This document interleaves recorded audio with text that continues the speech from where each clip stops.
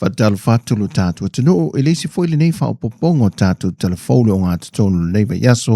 e melo te tupulu tatu tunu i Sāmoa se mai ele whaafonga. Wa whaamawina nei le whainga malanga lona lua le va lele le kwanta si moa pia na malanga wi mai au kilani ni usile le aso lua le va yaso le nei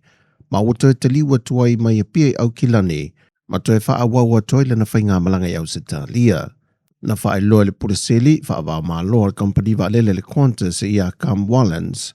wa whae loa whina ngalo nisi o te ngata malanga mai ni usila, o se hawa noa le leimal tā ua le nei, e le so eina leo ne hawa noa e whai malanga e le ngata ni usila e whapena fwoi Sāmoa, ma whai aid whiwhiringa ni pāse se tau fie. Wa whawhai ngō fie fwoi le company wa lele le kwanta se whai ngā malanga le wao ni usila ma Sāmoa, ona ni usila o se tasi leo maketi au tū, e poe le Qantas le telo tangata whai malanga, e uru whare atu i Sāmoa i masina te tasi. E le pepo whaamtalanga lo whaamawinai, le whaasifun ma le ono tesi ma le whaapasene o tangata se asimai ni usila i Sāmoa. So atu i e ma o se tāne le lusefun ma le tasi tesi ma le ono pasene, mai li lifa le io e le Qantas e whaatau nu whai ngā malanga le nei le wao ni usila ma Sāmoa, ona o le to telo tangata ni usila e malanga i Sāmoa. Wato e te tala le mtanga luenga o whaato anga mwhai ngā whaiva,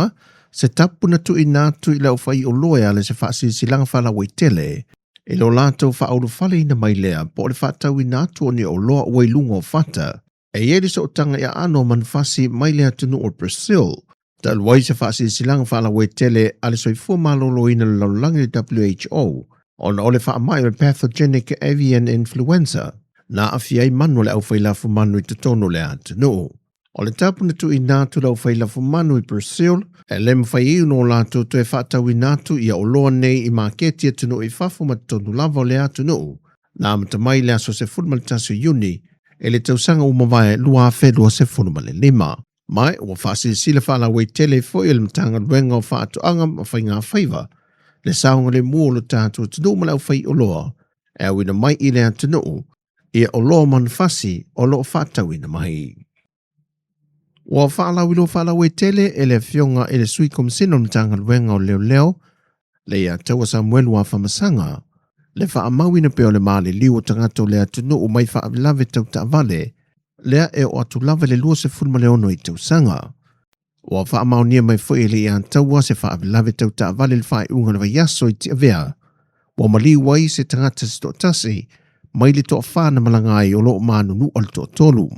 E whaasua awa uma i la tau e toa whaa. Mai o le tele lava o whaavilave tau taavale lo maali li waitanga tau le atunu, a le o le ave taavale sao sawa, ave taavale whaatamala, ia pole ave ino foi o le taavale, a e watele le ava malosi o lo wainu mia. Peitai e le o mutai le tau longo pea le mtanga luenga e le lau tele o le atunu e whaafoina so o se taavale, ina ia tau tua nale sao le mu, ma o nisi foi o whaavilave tu le mai peo le tā ue le ia taua, wa maali liu fuai nisi a e soi fua le na tupoi le whaavilave. E o mai le tai au nei, e le i maua le talavou le na se ina le ato le tina na anga ia ne whaantau le whale o loa lini ma to tua, a e wa whaasala lau whaala wei tele mtanga ruengo leo le ata ma le swafa, o se adi mai le afio anga o sale la valu i Savai, a o lo whaamawina sa i eise teimi sānu whai le afio anga o vai toloa, o le swafa i a Pricey Baker po Basie Baker, le ua tālu sanga tuan tanga ruengo leo i tangata lutelo le atunu, so se me va ai ai le ali, i a whaafso ta iane se ofisa o leo la tāne. Wa whailo mai e le suiso o opu o le ofisa o whai ngā pālota i telefou, e le ititi se le ni e tāpena e se whai ngā pālota la ititi, ona o le foi o tāpena le ofisa, mo le whai ngā pālota la ititi lona lua, a vai maunga numero tolu,